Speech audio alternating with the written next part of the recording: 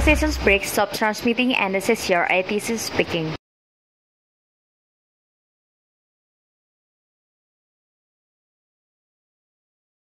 Selanjutnya saya panggil panelis yang kelima, Pak Ahmad Barawi atau lebih akrab kita panggil dengan Pak Awi. Mas Awi, selamat malam. Selamat malam, Mas Rizwan. Ya, Mas Awi suaranya sedikit kecil, mungkin mikrofonnya bisa didekatkan. Nyambung dengan tadi apa yang kami tanyakan ke Pak Katim, kelihatannya ada isu di kompetensi diklat ya, lulusan ATC ya. Karena Mas Awi sekarang berkecimpung dalam dunia diklat, kira-kira program-program apa Mas dari sisi diklat yang kira-kira akan meningkatkan kompetensi ATC tidak hanya teknisnya, tapi juga tadi Pak Katim sampaikan bahwa ternyata ATC itu lemah dalam bidang misalnya keuangan, manajemen, dan sebagainya. Di dunia diklat kira-kira paradigmanya atau dinamikanya seperti apa Mas Awi? Silakan Mas Awi. Ya, terima kasih Mas Rizwan. Kedengaran ya Mas suaranya Mas? Loud and clear Mas Awi, silakan. Alhamdulillah. Pertama-tama saya mengucapkan selamat ulang tahun yang ke-21 buat IATKA. Semoga semakin tumbuh, berkembang, dan semakin kuat sesuai dengan motonya Grow Stronger.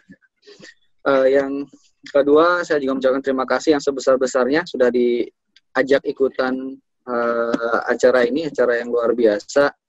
Bisa temu kangen dengan teman-teman dari IATKA seluruhnya, ketemu para senior, Mas Hatim, Dirops, Pak Wisnu Daryono, kemudian ada Pak Heru, ada juga guru saya, pembimbing saya, mentor saya, Bu Yudi, walaupun nggak nampak. Selamat malam Ibu, salam hormat dari saya.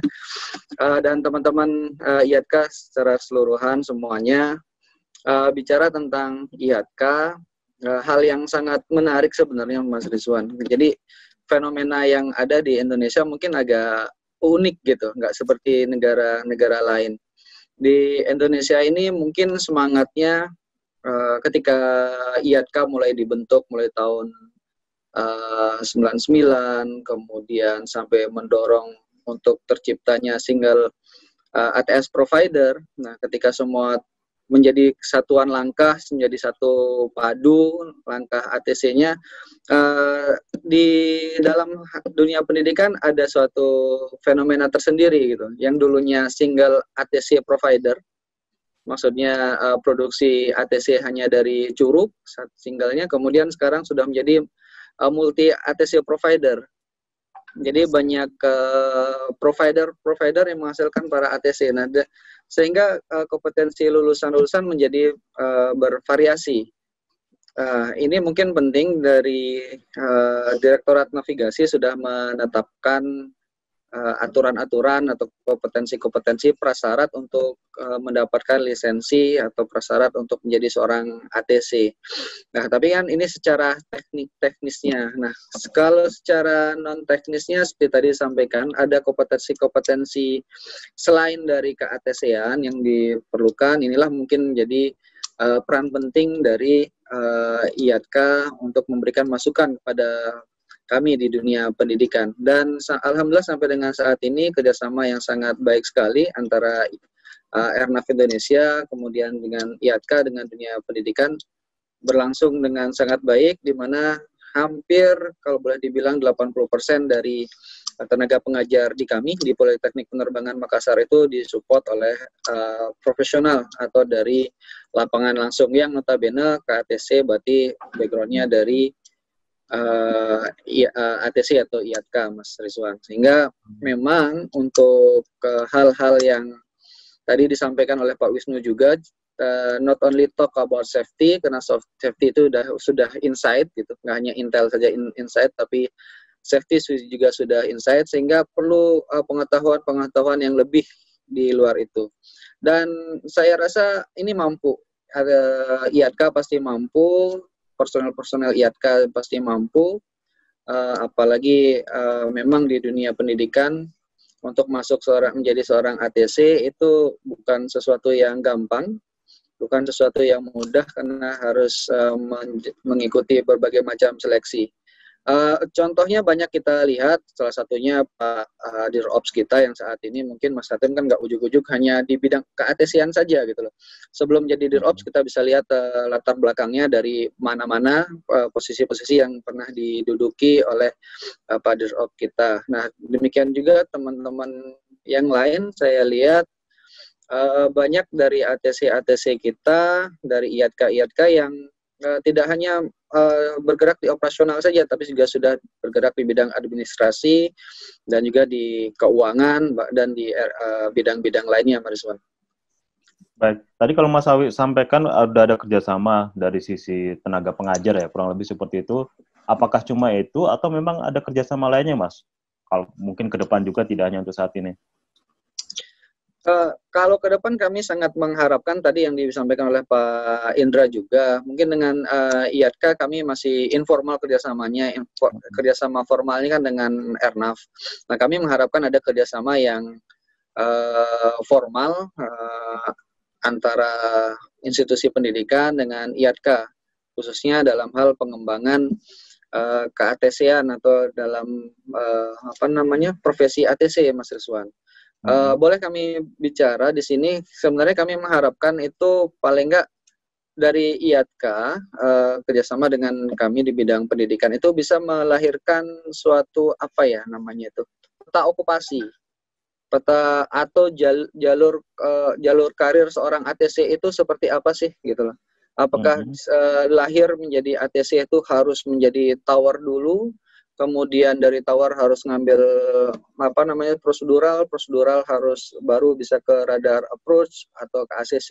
Nah sekarang pun kita lihat kan untuk menjadi ACC surveillance dia harus melalui radar surveillance dulu, bisa langsung dari prosedural, APP ACC prosedural, langsung mengambil spesialisasi ke APP surveillance atau ke ACC surveillance. Nah, peta okupasi yang seperti itu mungkin yang perlu kita kerjasamakan, kita susun bareng sehingga kita bisa melengkapi di sisi sebelah kirinya itu kompetensi apa yang dibutuhkan untuk memenuhi peta okupasi itu. Mungkin termasuk juga gini Mas Rizwan, lulusan kita secara formal dari STPI lah yang paling tinggi itu kan hanya diploma 4 jalurnya.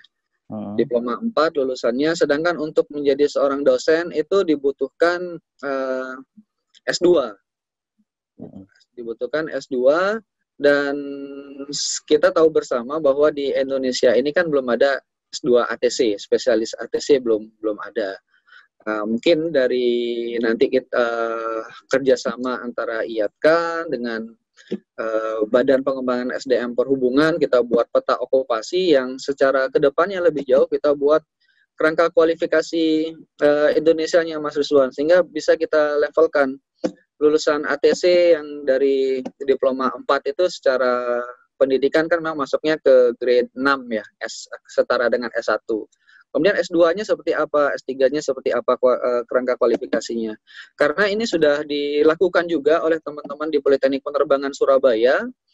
Ada beberapa teman ATC kalau nggak salah dari Juanda itu sudah diakui KKNI-nya setara level 8, S2 level 8 kalau nggak salah. Ya, secara level 8 sehingga bisa difungsionalkan sebagai dosen atau pengajar di Politeknik Penerbangan Surabaya. Nah, mungkin secara formalnya kita bisa angkat ke yang lebih formal lagi gitu. Jadi bukan hanya pengakuan untuk sebagai dosen saja, tapi juga bisa pengakuan secara nasional sehingga levelnya bisa lebih jelas lagi.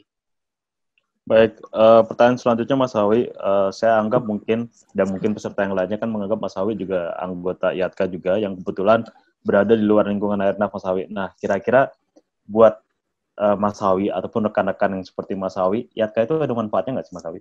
Atau bergabung dalam IATK itu ada manfaatnya nggak Mas Hawi? Kalau buat saya pribadi, bergabung dengan IATK itu hanya lebih untuk apa ya? Karena lahir dari seorang sebagai anak didiknya Pak Wisnu lah, didoktrin sebagai seorang ATC, kemudian ketika pertama kali bekerja karena kondisi negara saat itu mungkin tidak sama seperti sekarang, lagi krisis, bandara penuh, tidak terima operasional petugas operasional ATC, sehingga kami ditempatkan di Diklat, ketemu bos yang luar biasa cintanya dengan ATC, almarhum Pak Yadi Supriyadi. Ya, alhamdulillah beliau tetap menjaga kita untuk senantiasa mengingatlah kenapa kita bisa sampai berkarir di dunia penerbangan itu karena ada jiwa ATC-nya. Dan kebetulan sempat mendampingi beliau juga almarhum mengikuti beberapa munas yang dari pertama dilaksanakan di Puncak, kemudian di beberapa tempat, bahkan juga mengarrange seminar human factor yang dulu dilaksanakan di Angkasa Pura dengan mendatangkan pembicara yang luar biasa, Bert Ruitenberg. Akhirnya semangat dan jiwa untuk tetap terikat dengan ATC itu masih ada, walaupun mungkin secara personal manfaatnya tidak begitu besar yang saya rasakan, tapi at least saya tetap bisa mengikuti perkembangan ke-ATC-an itu seperti apa sih perkembangannya, dan itu tetap memberikan saya pengetahuan yang berguna bagi saya. Tapi di luar itu mungkin tidak terlalu ya tidak ada manfaatnya lah, tapi untuk tambahan pengetahuan ya itu yang saya rasakan sih, pengetahuan tentang ke-ATC-an, kemudian perkembangan teknologi segala macamnya, dan juga koneksi atau relasi, Mas Rizwan. Baik, berarti ada manfaatnya, cuman berasanya mungkin tidak terlalu besar gitu impactnya kurang lebih, Mas Awi. Nah, kira-kira kalau sudah seperti itu, ada harapan khusus atau masukan mungkin buat pengurus sekarang, mungkin lebih memperhatikan teman-teman seperti Mas Awi yang tidak ada di lingkungan Airnav atau bukan ATC aktif. Kira-kira harapannya ke depan seperti apa, Mas Awi? Agar nanti pengurus YATKA yang sekarang lebih concern ke tidak hanya teman-teman ATC yang di operasional, tapi ada juga teman-teman ATC di luar yang keluarga ATC juga sebenarnya. Ya, pasti ada lah. Jadi kami kan juga istilahnya ATC juga gitu, ATC yang mungkin bukan hanya kami, termasuk juga misalkan para senior yang sudah purna tugas atau apa. Nah, mungkin perlu ada program-program dari teman-teman kepengurusan YATKA yang aktif lah, bagaimana untuk merangkul kami dari ATC yang ATC tanda kutip lah, bukan aktif di lapangan gitu. Sehingga memang tetap bisa terjalin ikatan keluarga ke-ATC-annya. Dan saya rasa dari semangatnya itu masih ada. Pertama, kalau saya kebetulan ikut beberapa forum juga yang diikuti oleh para senior, mereka tuh sangat concern sekali dengan perkembangan dari IATKA. Mungkin karena ngelihat dari awal bagaimana sejarahnya terbentuk IATKA, pastinya mereka juga tidak ingin IATKA ini keluar dari hitohnya lah, atau dari maksud dari pembentukan IATKA ini. Baik, Mas Awi. Nanti di sesi selanjutnya kita tanyakan langsung Mas Awi ke pengurus YATKA yang sekarang. Kira-kira programnya apa untuk merangkul teman-teman seperti Mas Awi. Mungkin satu pertanyaan terakhir dari saya untuk Mas Awi, kembali lagi ke kompetensi ATC dari sisi Diklat ya.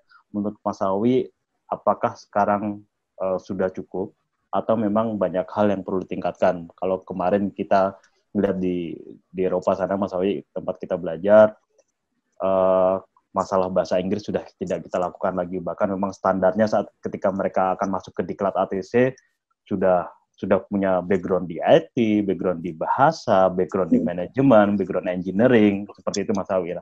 Kira-kira dari sisi Diklat seperti apa Mas Awi di Indonesia ini? Ya, seperti tadi yang saya sampaikan, jadi di Indonesia ini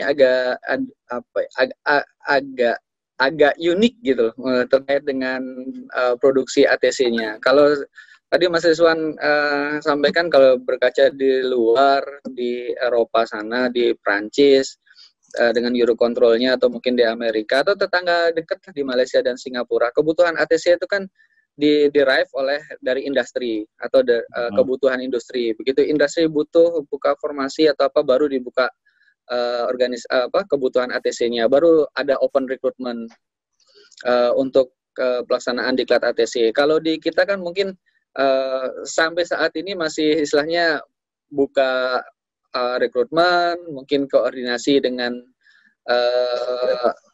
Airnav-nya selaku industri yang membutuhkan, sehingga mungkin akan ada over supply-nya dari sisi supply. Kemudian dari segi kompetensi juga, kompetensi alhamdulillah sampai saat ini saya rasa kita sudah memenuhi minimal persyaratan kompetensi yang dibutuhkan, yang dibuktikan dengan penerbitan license setelah mengikuti ujian-ujian. Cuma mungkin perlu diadakan peningkatan standarnya lah, standar kompetensi dari lulusan untuk memenuhi kebutuhan dari industri. Baik, terima kasih Mas Awi. Saya rasa banyak poin yang nanti bisa saya simpan untuk saya tanyakan langsung ke pengurus di sesi selanjutnya. Terima kasih untuk Mas Awi.